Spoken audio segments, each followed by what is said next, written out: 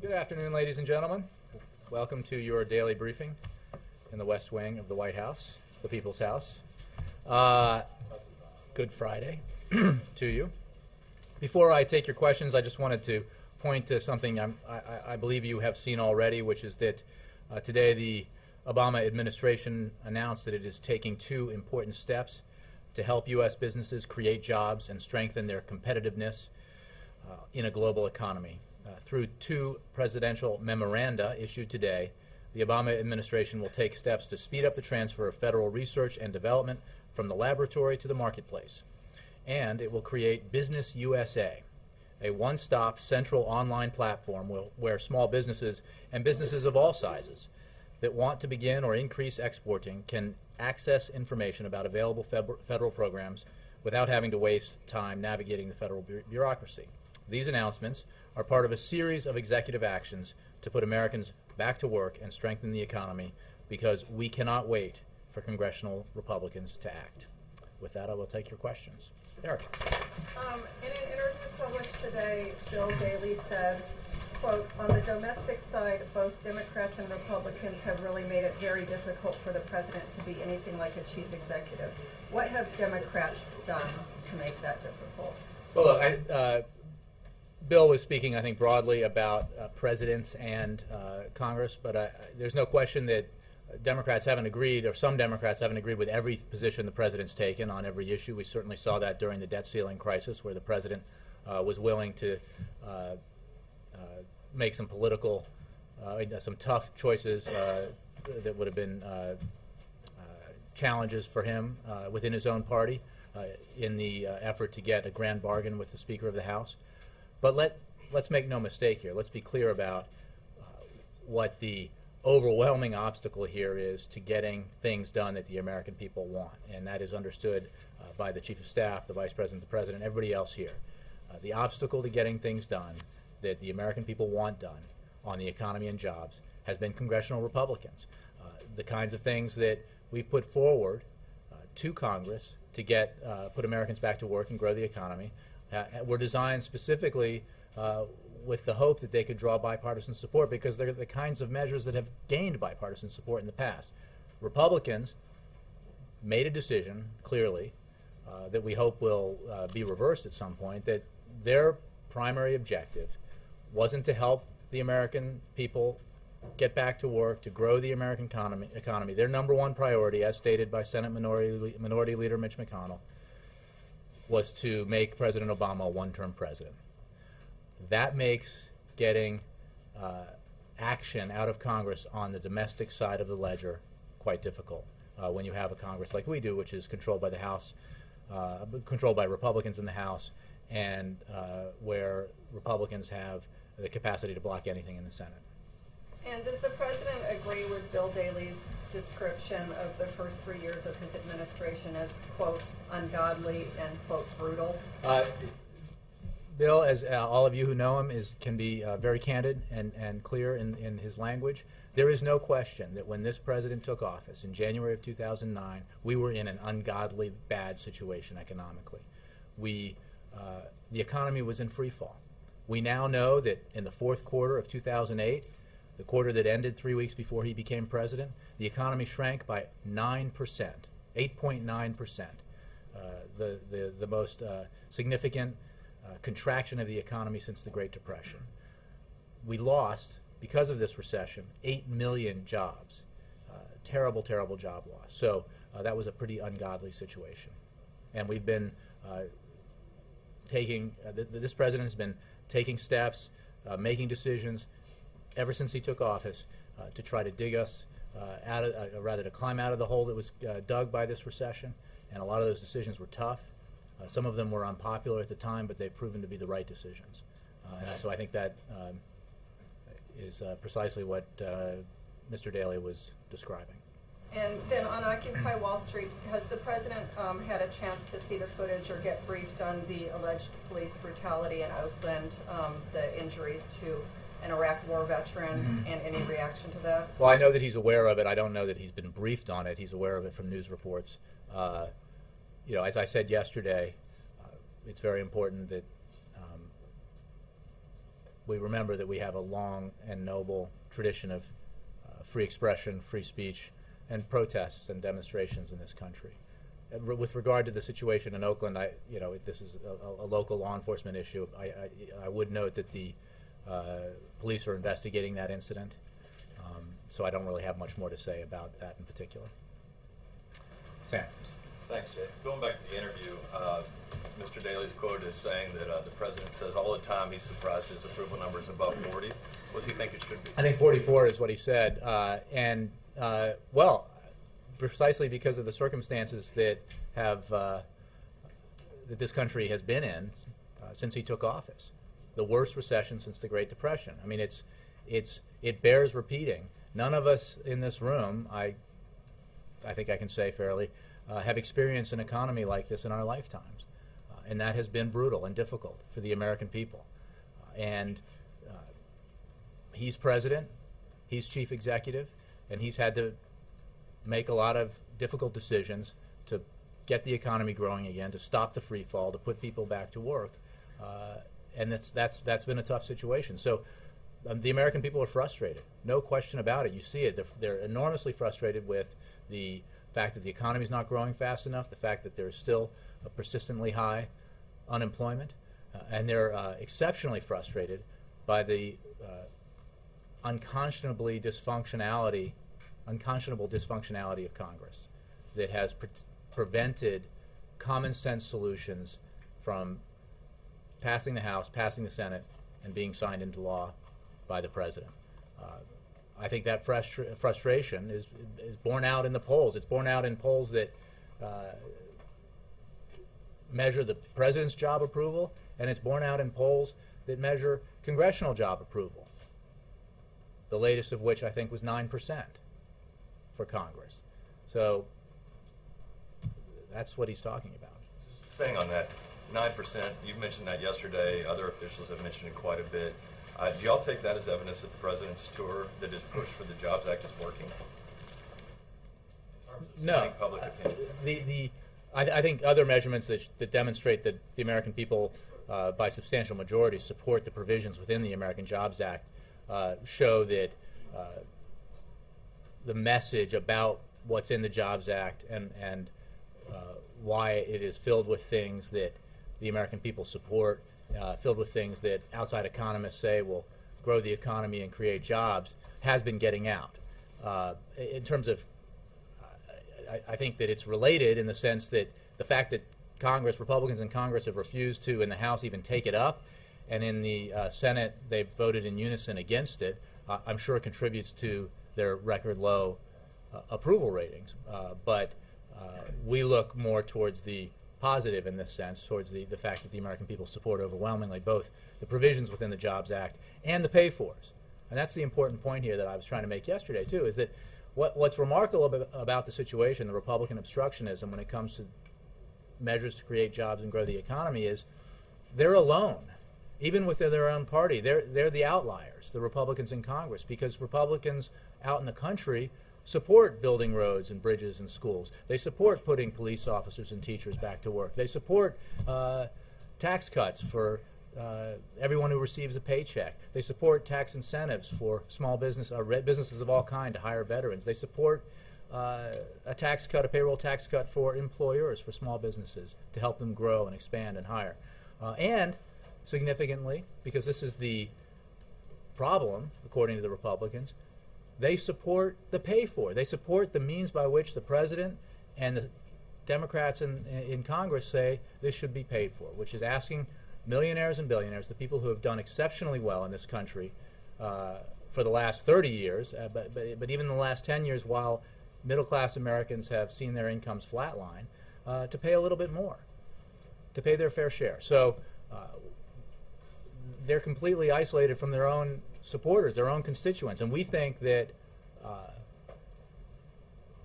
with the effort the president's making out in the country to put forward his proposals, to demonstrate the common sense nature of the solutions he's offering, that hopefully those constituents will then make it clear to their elected representatives that they want action. They want a yes vote on the very things that will put Americans back to work and grow the economy. Yes. Reuters, did you? Yeah. Yeah. Thanks. President said in an op-ed in the Financial Times it needs to be a credible firewall for Europe's problems. I wondered if the €1 trillion package constitutes that, and whether the agreement struck this week changes the sentiment going into the G20 or not. Well, as I said yesterday, we welcome the decisions that were made, and now we look forward to a full and rapid implementation of those decisions. So, I mean, there are steps along this process that include implementation. As you read in the President's op-ed in the Financial Times, I mean, he believes that all members of the G20 need to work together to demonstrate the kind of unity that these countries and economies represent as we take on these serious global economic challenges. And Europe is a principal focus right now because of the crisis that they are in. And fortunately, they are taking welcome and important steps towards resolving that conclusively. So I think that the posture that the President brings to the G20 is reflected in the op-ed that was published this morning. Can I also ask, Speaker Boehner yesterday said that the major work of the super committee is going to have to be in savings from the entitlement programs. I know you stated your position about the need for balance, but does it boil down to that in your view as well? Is that the No, it doesn't. You know the President's position. You know the American people's position. And the simple fact of the matter is you can achieve significant, lasting, impactful deficit and debt reduction of the scale that the President has put forward in his proposal, an additional $3 trillion in deficit and debt reduction, without making seniors or vulnerable Americans shoulder the burden. It's not fair to do that, and it's not supported by the American people. It's why the Ryan budget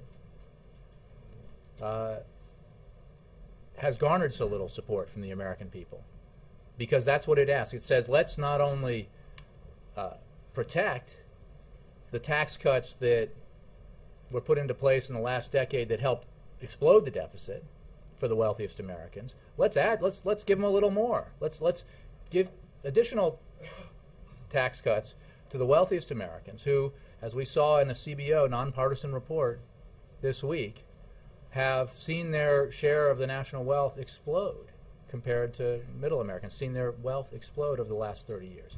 That's just not an approach that the President believes is fair or balanced. So no, he does not believe that, and it's unacceptable to him, that that a solution can emerge here that puts all the burden on seniors, puts all the burden on the families with disabled children, puts all the burden on middle-class Americans and struggling Americans. He does not. Let's move it around. All the way in the back. Yes. Thanks, Jay. The Washington Post reported the U.S. has a new drone base operational in Ethiopia. Do you have a comment on that? I think I do. I think I have something I can say about that report. Yes, the United States has unarmed reconnaissance aircraft at a facility in Ethiopia as part of our partnership with the government of Ethiopia to promote stability in the Horn of Africa. The UAVs are not conducting any strike missions from Ethiopia. There are no U.S. military bases in Ethiopia. We are engaged in a broad, sustained, and integrated campaign to counter terrorism. We are harnessing every tool of American power, military, civilian, and diplomatic. The United States is strengthening its intelligence, military, and security capabilities and drawing from a full range of law enforcement tools in coordination with partners around the globe. That's what I have to say on that. Mr. Lothian. Almost on a daily basis, the White House has been rolling out something under the We Can't Wait banner. I know you've referred often to the fact that the President did a lot early on in his administration, but why did he not take such an aggressive posture from the very beginning?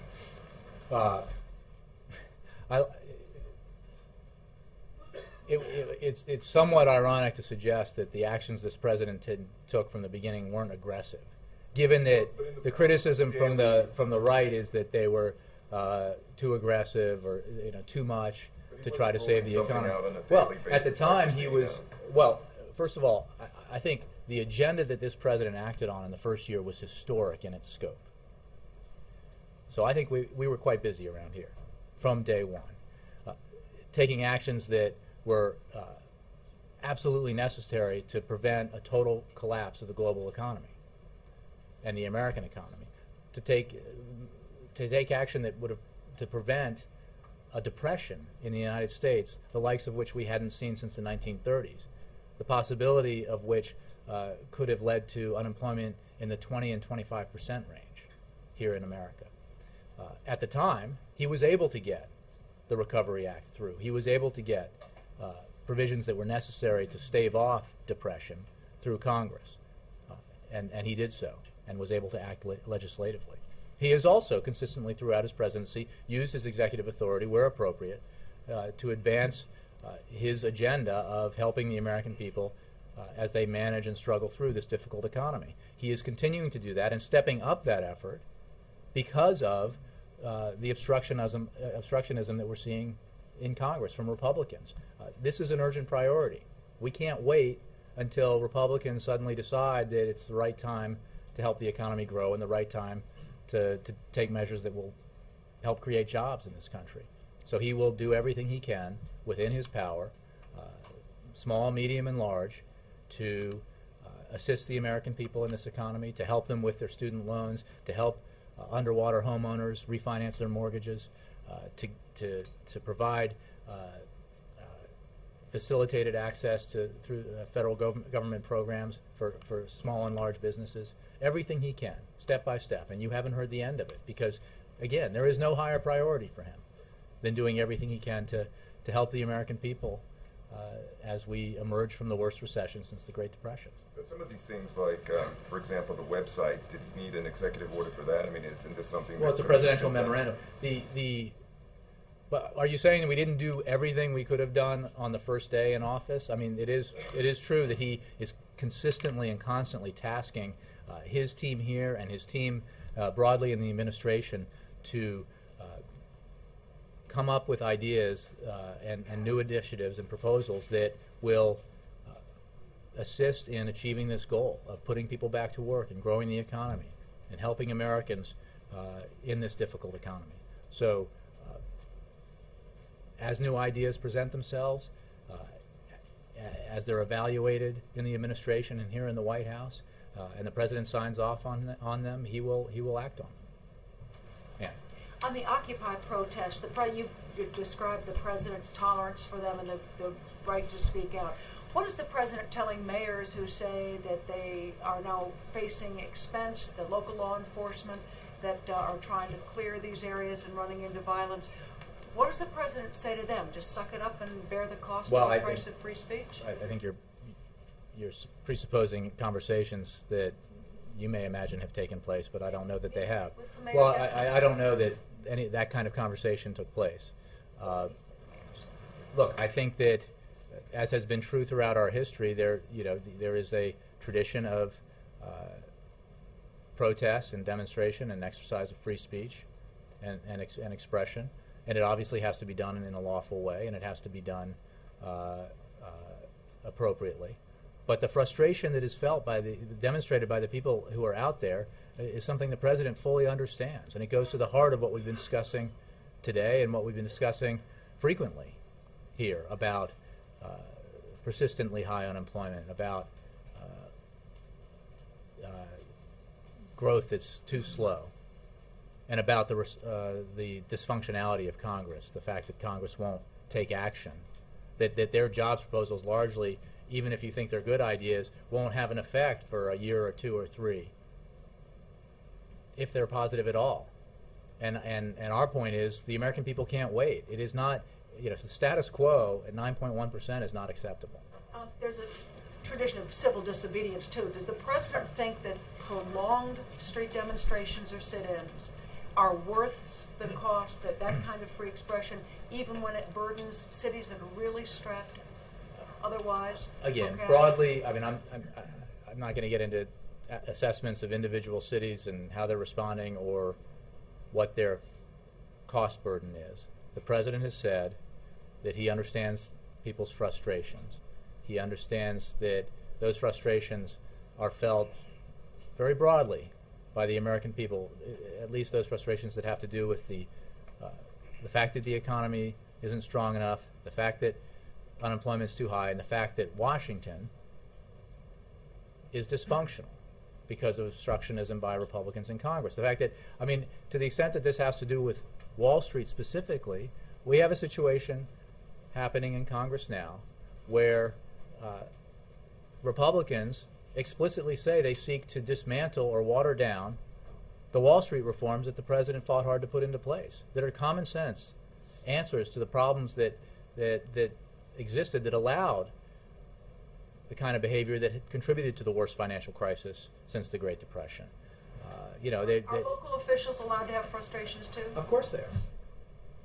Yes, Ed. One of the things the Occupy Wall Street people were upset about is special interests having a lot of influence here in Washington and having their voices heard and not individuals being heard. And the New York Times has a story today about this campaign pledge the president made about lobbyists not being allowed to give money to his campaign. And yet the story lays out in great detail how there are a lot of people not just giving but raising $500,000 each, a lot of money for the president's campaign. And they just don't register as lobbyists, but their livelihood is lobbying. How do you square those two? I mean, first of all, they don't. You make it sound like they don't register as lobbyists, and they're somehow violating the law. This president's record is unprecedented in terms of his rejection of money from PACs and lobbyists. I mean, what's interesting is that you're citing that story and not the story that demonstrated that lobbyists are lining up in record numbers to contribute to Republican campaigns that openly and willingly accept money from lobbyists and PACs. The president in 2008 made a pledge that he would and not accept. And he has we kept can go that through all pledge. the other candidates, and but he has made kept that pledge.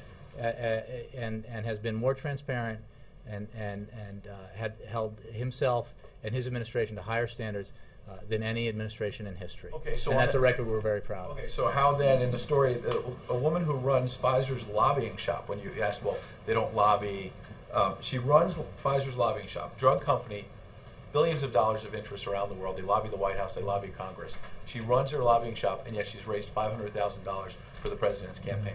Well, isn't that violating the spirit? The point is, this president has been the most transparent in terms of disclosure, the most ethical in terms of the money that he will accept and the money he won't accept. There is no one who compares thus far.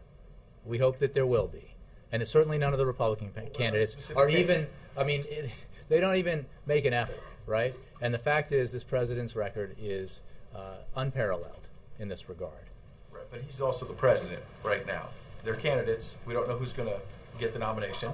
They should be held to a high standard as well. And he had the standard prior to when he ran for office, not just when he took office. Comcast lobbying, David Cohn, runs Comcast lobbying, raised $500,000. I understand you keep saying disclosure and everything else, but how do you have somebody who's running a lobbying shop and they're raising $500,000? How does that square with a ban? Again, Ed, the president's standards are unequaled in this regard. The practice has been unprecedented in this regard. The transparency, the disclosure, unequaled again by any other candidate. We're very confident that that his record on this is exemplary. Let me go. Yes, sir. Thank you, Jay. How was the National Security Advisor Tom Dallon visit to China and India, and what did he discuss with Chinese leaders? I'll have to take that question. I haven't had a chance to discuss that with him or his deputy. Laura? I just want to follow up on Erica's first question to make sure I understood what you said in terms of the part of the Bill Daley interview when he said that there's both Republicans and Democrats who have been problematic. The Democrats he's referring to were from the criticism from the left during the grand bargain negotiations. My point broadly was no, I know I'm not going to parse, but I want to know what your specific point was. I'm not going to parse his words. And the point is clear that, as you guys have reported, that there have been times when not every Democrat on Capitol Hill has agreed with the position the president has taken, and that was true most recently during the debt ceiling negotiations. Although in the end, as you know, this president had worked with the Democratic leaders in both the House and the Senate, and had the Speaker of the House been willing to go forward with a grand bargain that was balanced and fair, we could have achieved something quite significant and historic for this economy. And Democrats were willing to go along with it. Not everyone, no question, not everyone. A lot of Democrats would not have, but we would have been able to deliver enough Democrats to get this done had the Speaker not backed out. Okay, so but there's no question there hasn't been, that this president is making decisions based on what he thinks is right for all of the American people. It hasn't always been, in every case, supported by every member of the Democratic Party in the Congress. But what I can say is that this president understands well that Democrats in the House and Congress have been his allies when it comes to the number one priority that the American people have, which is growing the economy and creating jobs. And in the House and the Senate, Leader Pelosi, Leader Reid have been terrific allies in trying to get this Jobs Act through, and terrific allies in getting all of the important measures that this president has pushed for and gotten done in Congress in the nearly 3 years that he's been president. Did you talk to Bill Daley before? I talk to Bill Daley every day, every morning. About this interview in preparation for these questions? I talked to him today, as I do every morning. Yeah. Why on the announcements today regarding the executive memoranda, why was it necessary for the president to issue a memoranda to create a website? I can give you more detail on that. You have to initiate action. You write a presidential memoranda, and it happens. I'm not sure, Mike. The point I made clear is that he will take every action he can within his power, and to order that action taken, in this case, required a presidential memorandum. And we're not arguing that there's a silver bullet measure in here that's sweepingly going to rectify all the challenges we face in the economy. In fact, some of them will be very narrow. Some of them will be substantial. Some of them, especially the legislative ones, could add up to 2% growth to the economy next year and up to 1.9 million jobs, according to outside independent economists. So specifically, you're talking about the executive actions he's taken. No, I'm talking about the American Jobs Act. I said legislative. So if your point is that some measures are small and some measures are, mid-size or large, point taken and accepted. Do you have an estimate of the impact on the economy or jobs that some of these actions are going to be taken, specifically the ones today? I don't have a numerical estimate for you, no. But we know that in the case of the business-oriented options, that these are the kinds of things that small businesses and large businesses very much support and believe will have a very positive impact on what they do. Okay, and I have one other question. It's sort of a dramatic change of subject. But Condoleezza Rice just published a book, and in it she outlined some very tense negotiations in the last days of the previous administration. And according to her, the Prime Minister of Israel put on the table a map outlining a Palestinian state and how it would relate to the Israeli borders and so forth. And there's been some criticism since it was published that the current administration, the Obama administration, when it came in, ignored that, did not try to build on that.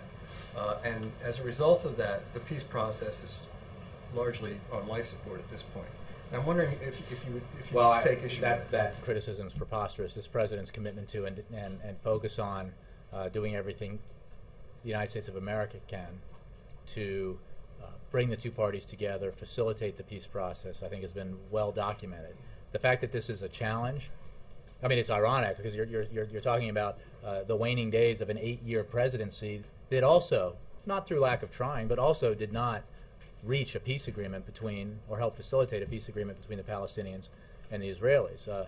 And I will think we can give them the benefit of the doubt and say that this is a hard task, and it has been a hard task for many, many years now. This president's focus on it has been intense, and his commitment to it has been intense because he believes that it is in the best interest of Israelis and Palestinians to find a two-state solution that gives the Palestinians the sovereignty that they deserve and the Israelis the security that they deserve.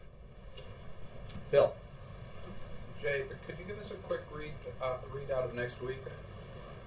Bill, I'll do that at the end of the briefing, and I'm sure I'll forget, and somebody will say, "Hey, a week ahead." Well, yeah. not the most serious serious topic, but the president with Jay Leno the other night, Halloween is Monday, and he said that he and the First Lady have this difference over whether they give out fruit and raisins or candy. Have they reached an agreement? So if there are eggs on the house come 9 p.m. Monday, you'll know what they were handing out? I'm going to be outside with the eggs. Yeah. Any candy this year? I have to check. I'm sure there will be. All the way in the back, yeah. And then Cheryl, yeah. Thank you, Jay. Yesterday and today, you said that the president gets his information on the Occupy movements from the news media. But on the other side of that, on the other side of that, has he, as a result? I mean, my point is that this is not like secret intelligence stuff like he gets in the presidential. Like it's all out there. Yeah. But as a result of what he's seeing, has he instructed anyone, whether it be DHS or anyone else, to sort of reach out and liaise or work with or advise in any way any local or state law enforcement on how to deal with these protests? Not that I'm aware of. No. Yeah. Jay, at the G20 next week, And then Cheryl. how aggressively will the president pursue reform in China's currency? How much support does he have for that among the other G20 nations? And is there a concern about possible retaliation or repercussions from China? I don't have a lot new for you on that. You know our position and we've stated it clearly both publicly and to the Chinese that while there has been progress made on this issue, that the currency still remains undervalued, and we continue to work on that issue. I don't really have much information to impart about how that fits into the G20 agenda. I think primarily, as you know, as we've been talking about a lot in the days leading up to the G20, the focus has been on Europe and its crisis and the steps that it needs to take and has taken in recent days towards resolving that crisis conclusively. And now we look forward to the implementation of that. I think that will still be a primary focus of the G20 in France. Cheryl. That answers part of my question, but I'm wondering if the White House has gotten any more details about the Eurozone agreement, or are you pushing to get more details ahead of the G20? I think we have great communication with our European allies and friends and partners. We have extreme and regular communication at the level of the Secretary of the Treasury and Treasury Department officials with their counterparts. So I think we're certainly getting the information that we need, but I don't have any more detail on that for you. You might go to Treasury. Just one. Roger. Yeah, same topic. I was wondering, has the president called Chancellor Merkel or Mr. Sarkozy to offer any congratulations or anything? I don't have any. I'm not aware of any calls to the Chancellor or the President. As you know, they did have a conference call, those two with the President plus the Prime Minister last week, but I'm not aware of any calls today, or I don't have any calls of this week. Again, I don't have any to read out or preview. All right, and on a related, not a different subject, Capitol Hill, the super committee. Mr. Boehner and Pelosi seem to show some flexibility in some of their statements that they made yesterday. Boehner saying that he could close loopholes in exchange for a reduction in some of the social programs. And Pelosi saying that she wouldn't at least shut the door on revising the formula for Social Security COLAs. And both saying that the super committee, it's imperative that they get an agreement by November 23rd. Did you guys take note of that? Do you see any openings? Do you see any flexibility? Is he planning to call people down here at some point? Well, let me start from the end of your question. November 23rd is a deadline set by the legislation, so I would imagine that there is a sense of urgency related to that deadline, since it's a deadline. Both sides are saying it now. Well, both sides are obligated under that deadline as members of Congress and leaders in the House. But that's obviously a good thing. We remain hopeful that the Congress will address this issue in a way that's balanced, that includes hard choices for everybody, but if it's done in a balanced way, does not unduly or unfairly shift the burden onto one sector of society, while holding harmless, if you will,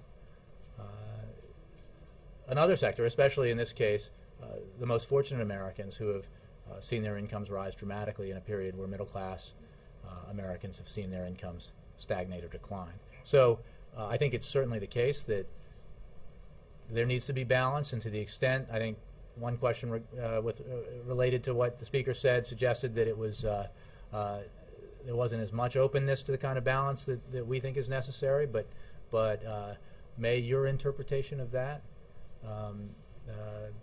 end up being correct. I hope that's the case. I hope there is a willingness, we certainly do, on the part of Republicans to approach this in a balanced way, because if you do it in a balanced way, as everybody who's looked at this problem seriously has said, all the outside commissions, the President's Fiscal Commission, the Domenici-Rivlin Commission, that if you need to take this, tackle this problem in a way that's balanced, that includes revenues, includes spending cuts, includes reform of entitlements, and if you do it that way, you can actually accomplish something very significant that will be beneficial to the economy in the medium and long term. Is he going to try and jump in, though, and bring this sides is a together? congressional mandated action obligating a committee set up by Congress to deliver a product. We don't have any membership on that committee. So the President, in fact, already submitted, probably engaged on the front end of this by putting forward his own proposal, and he certainly will continue to urge that committee and Congress in general to take the approach that is reflected in the detailed proposal he put forward. April. Jay, And then Mark. any White House comment on the final hurdle that has been cleared for the black farmers, the $1.15 billion the judge just cleared that approved that last night? I don't have a formal comment for you, but I know that this has been an issue that's been worked on for years and years and years. It's cleared, as you indicate in your question, a number of hurdles, including since we've been here in office, and I know we support that. But I haven't got a formal statement yet on the judge's decision. Does this administration look at the black farmers? And I would know this has been bipartisan, but yeah. Does this administration look at this black farmer settlement as a major feather in the cap for President Obama, particularly as it took so many presidents so many years for this to happen? Well, I think it's an important accomplishment for everyone involved. Not least, I mean, not just obviously this president, but a lot of people who were involved of both parties over the years in making this come to a conclusion in a way that is supported by a bipartisan majority. Thanks, Jay. I'll take last from Mark. Jay, where are the ideas for all the executive actions coming from? Is someone designated in the White House to gather these ideas? Have notes gone out to departments and agencies? Send us your ideas. Well, I don't know if notes have gone out, but certainly it has been at the president's urging that everyone, both within the White House and broadly within the administration, look for opportunities to take executive action that can be, broadly speaking, helpful to Americans as they deal with this economy. And then that can be the kinds of measures that were announced today that are targeted at business, the kinds of measures that were announced earlier this week aimed at struggling homeowners and students with debt obligations. And you'll continue to see measures that affect different areas of the economy in a positive way. Depending on where the issue resides, different people are involved here at the White House. We have at a policy level, Deputy Chief of Staff Nancy Andaparle is Chief of Policy, if you will, but certainly many other people are involved. The week ahead, Ann reminded me. All right, I know I have it here somewhere. It will be brief. I'm all set. I've gotten the hook. The week ahead, on Monday, the President will meet with former British Prime Minister Tony Blair at the White House. On Tuesday, the President will participate in interviews with local TV anchors from markets across the country. On Wednesday, the President will attend meetings at the White House. And on Thursday, as you all know, the President will travel to Cannes, France for the G20 summit. Thank you all very much. Have a great weekend. How many interviews are they on Tuesday? I don't have a number for you, but it'll be here at the White House. And is it a regional Yeah, local, regional. Jay, is anybody meeting in the White House? General Musharraf is going around. He's saying Not that I'm aware of. he's but saying that Pakistan I don't government. know. Thank you.